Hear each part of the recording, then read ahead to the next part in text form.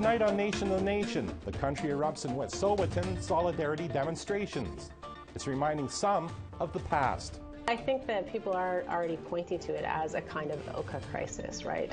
We also have Gustafson Lake, which also happened under an NDP government in BC, where they sent in RCMP. BC's treaty commissioner thinks modern treaties and constructive agreements could have avoided the conflict. That would have helped, I think, facilitate a more positive conversation with those nations along the line. Nations in the Northwest Territories sign modern treaties, and this Grand Chief says it's working for them. We can have a say in the co-management of the resources in the Northwest Territories, especially in our traditional territories. Hello, I'm Todd Lamoran, and welcome to Nation. What began in northern British Columbia is now rippling across the country. We're talking about rail blockades, taking to the streets, and occupying government offices. It's all in response to RCMP arresting land defenders in Wet'suwet'en traditional territory, those opposed to a liquefied natural gas pipeline. But of course, this is about much more than blocking a pipeline, at least to Wet'suwet'en hereditary chiefs. They also want their traditional law and land title recognized by federal and provincial governments. Our first guest is well aware of the issues. Candace Callison is Telton and an associate professor at the University of British Columbia's Graduate School of Journalism. Thank you for joining us, Professor Callison. Thank you. First, what do you make of the reaction across Canada to the RCMP tactical response in Wet'suwet'en to territory? Well, I think it speaks to the groundwork that's been laid by many protests before. Most recently, of course, Idle No More, where people are engaged with what's happening across the country and all the other Indigenous nations. And I think, it also speaks to the ways in which this particular situation in Wet'suwet'en country has been going on for quite some time. So a lot of people were waiting to see what would happen this year after last year's situation. You just mentioned that this it feels like Idle No More, which happened about 6-7 years ago. And it was a protest to Harper government's omnibus legislation. But what's driving this? I mean, how is this different, do you think? To date, only, a third of the province is covered by treaty. So, most of British Columbia is covered under court cases that have continually affirmed Aboriginal right. And in this case, the Wet'suwet'en were part of the Delgamuukw case. In fact, Delgamuukw is the name of a hereditary chief. The Wet'suwet'en and the Gitxsan brought this case before the Supreme Court in 1984. And it was, settled, sort of, in 1997. At least the court said that title definitely existed. And so, so much of the First Nations in BC look to Delgamuukw as an important case. Many cases have built upon it, obviously, since then, the Haida case and the Tsilhqot'in case. But, many BC First Nations have been struggling to have their lands and titles and rights recognized. And, paying attention to what's happening in Wet'suwet'en country is really important because we have a corporation that has gotten an injunction, and the police the RCMP are compelled to enforce that injunction, but it really shows the ways in which Indigenous rights are outside of the corporate law that's governing this situation. And that's a real problem because we don't have treaties in most of BC. And, a lot of these cases really still involve Indigenous rights. And the fact that it hasn't been considered the priority and the priority concern by the BC government and the Canadian government is a real problem. I suppose how far can these civil acts of decolonization go? I can't imagine it's going to get to something like the ofoka crisis. Well, I think that people are already pointing to it as a kind of ofoka crisis, right? We also have Gustafson Lake, which also happened under an NDP government in BC, where they sent in RCMP. I think that one figure I've heard is about 400 RCMP were sent into Gustafson Lake, so we're not at that level yet, but we do have what looks to be an RCMP encampment on the Morris Forest Service Road, where Wet'suwet'en have been occupying that area. And in fact, Wetsuweten, which is at the very end of that road at the 66-kilometer mark, that encampment has been there, since 2009. And this is an area of high traditional use since time immemorial. So really, this is a pretty complicated situation. It's difficult to see how this is going to resolve at this point. The RCMP are there currently. Of course, the Wetsuweten hereditary chiefs talk about their not only protecting their Aboriginal or Indigenous rights, I should say, to the territory, but it's about their law being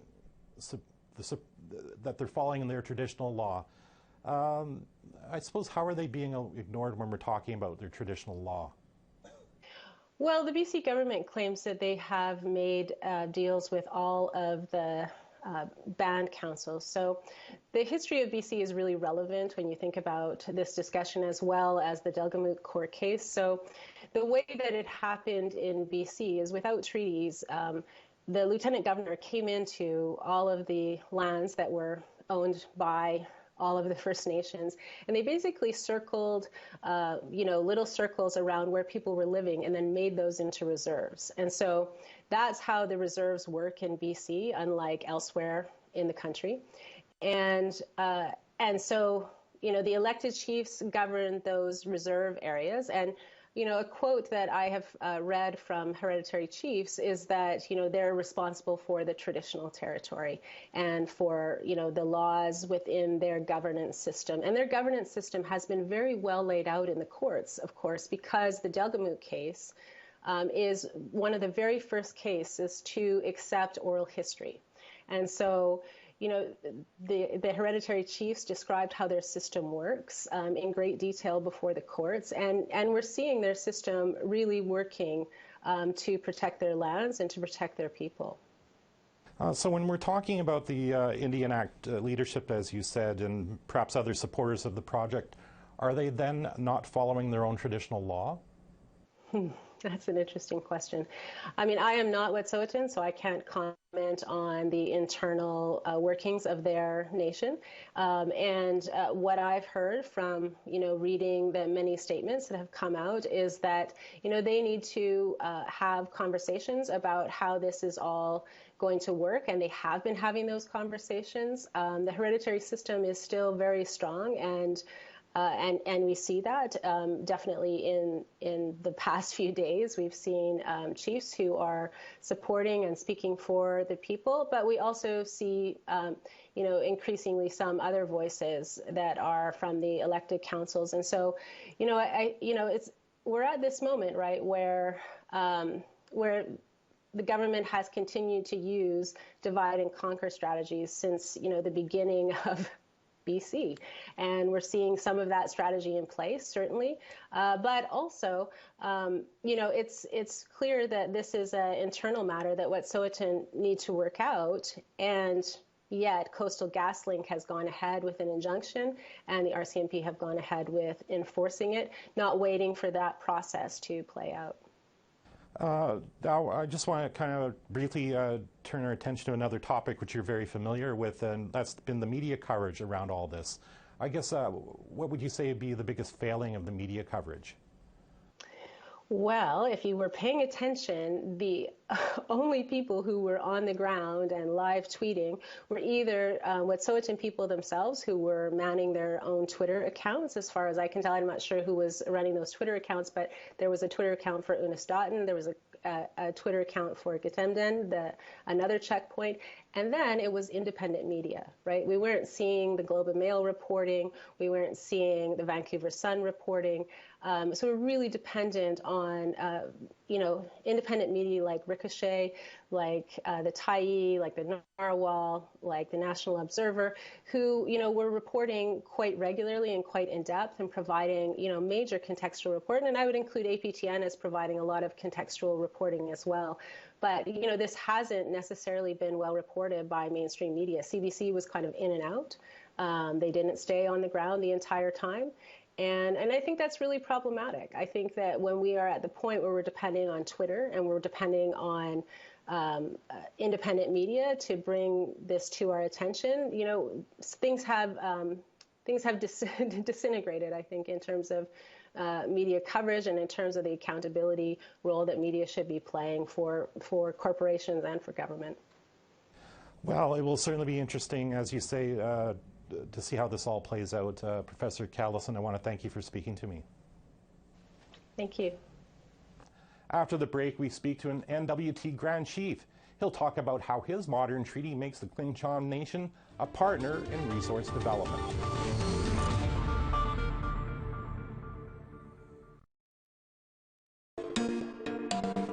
Welcome back. First Nations that have signed modern-day treaties met in Ottawa this week. They come mostly from Northern Canada and British Columbia, and we're here discussing a range of issues from protecting language to improving self-government to building sustainable economic development. The Tlinchon are a group of First Nations in the Northwest Territories. In 2003, they signed a land claims and self-government agreement. To speak more about it, I'm now joined by the Tlinchon Grand Chief, George Mackenzie. Grand Chief Mackenzie, welcome to Nation to Nation. Thank you. Proud to be here. It's an honor. So why is your 2003 agreement considered a modern-day treaty? It's considered a modern-day treaty because basically, we have the old treaty where we didn't have subsurface rights. So the elders say that this is improvement of the old treaty. So more certainty on resources than has ever been before. So would you say that's the main improvement then to this 2003 agreement? Yes, as a Tlinchon Nation, we are proud of our agreement. It's improvement from the old treaty, but we're not doing away with anything from the old treaty. We're just improving it to have a better language to it, understanding. Have there been any problems, things that haven't worked out since 2003? Well, since 2003 till today, when we were a young government, I was the first Grand Chief. So we have very limited resources, funding to work with. So now that we have a lot of more resources to work with, so we have come a long ways. At the beginning, we were just very small amount of funding, couldn't do very much. Now we can do more today.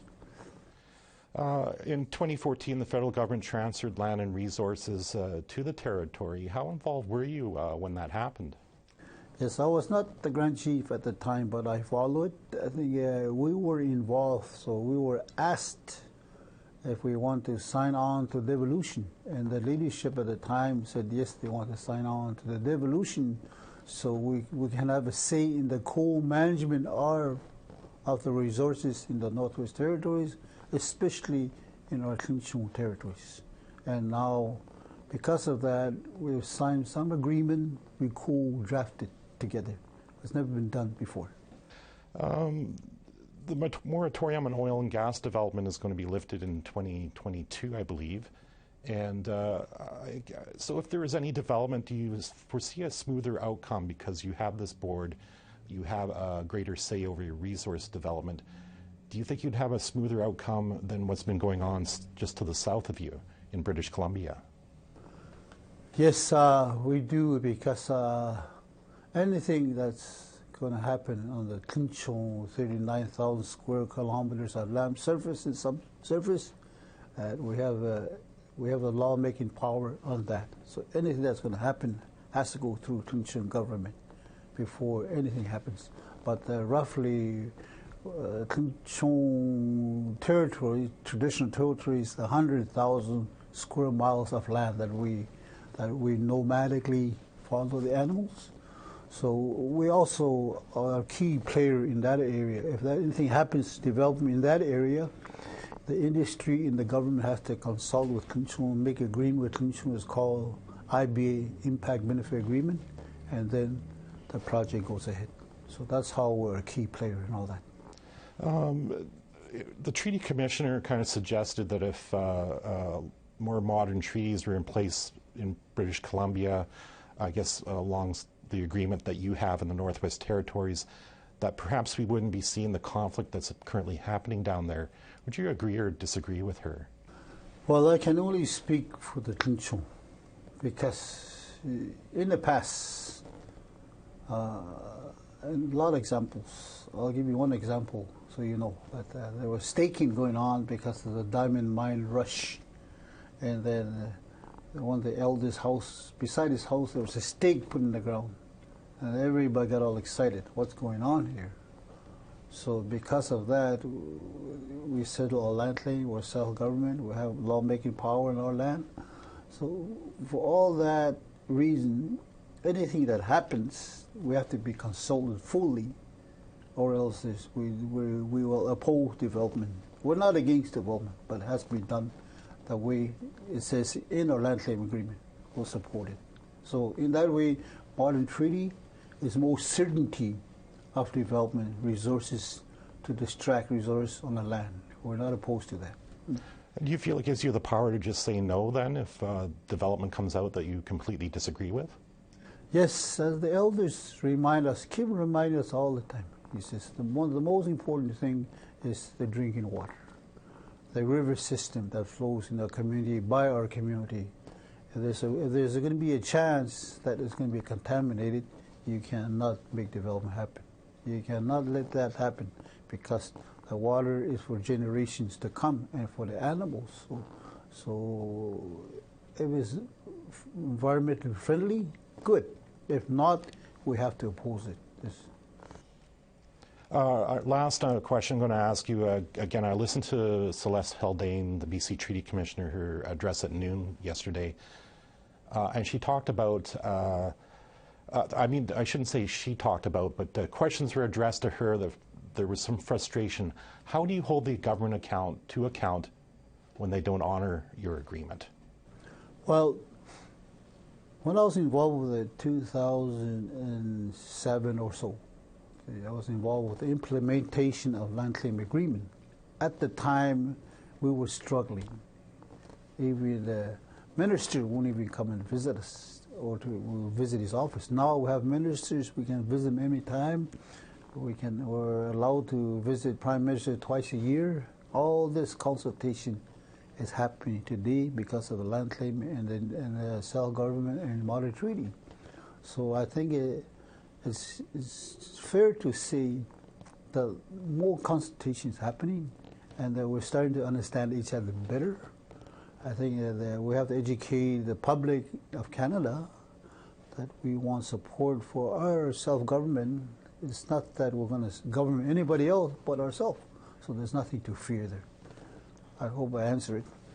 So I'm assuming, again, you don't fear kind of the conflict that's going on in British Columbia. You don't foresee that being any way possible in your territory? Well, I cannot say that it's clean, no conflict. There's always conflict here and there. I'll give you an example again. 2016, claimant block was given to a developer without being consulted. That's after land claim. And what's going on here? You know, it's not clean. You cannot call that clean. So we said, well, follow the GWT to round up in Vancouver, as long as you promise us that you'll look after Mineral Resource Act. That has to be in place, so those kind of things don't happen no more. The older days are gone here. You have to be consulted with the landowner here, surface and subsurface. You can't just do that. But we let it go.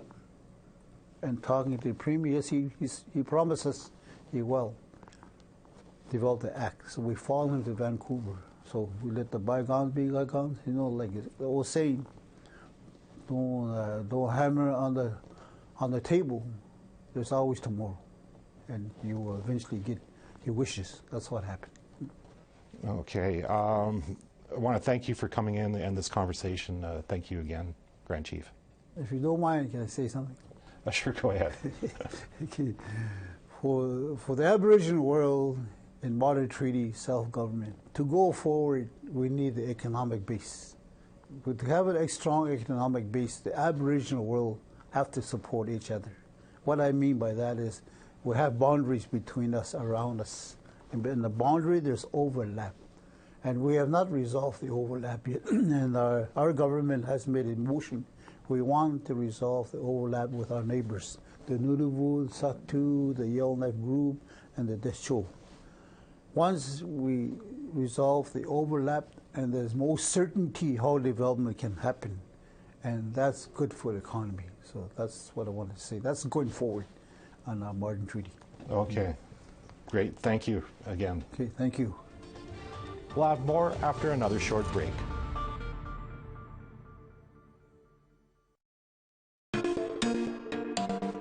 Welcome back. As you heard in the discussion I had before the break, delegates attended a modern-day treaty conference this week. BC's Treaty Commissioner Celeste Haldane gave a lunch-hour talk. She spoke about BC's adoption of the United Nations Declaration on the Rights of Indigenous Peoples, but she called it a missed opportunity because modern treaty holders weren't consulted.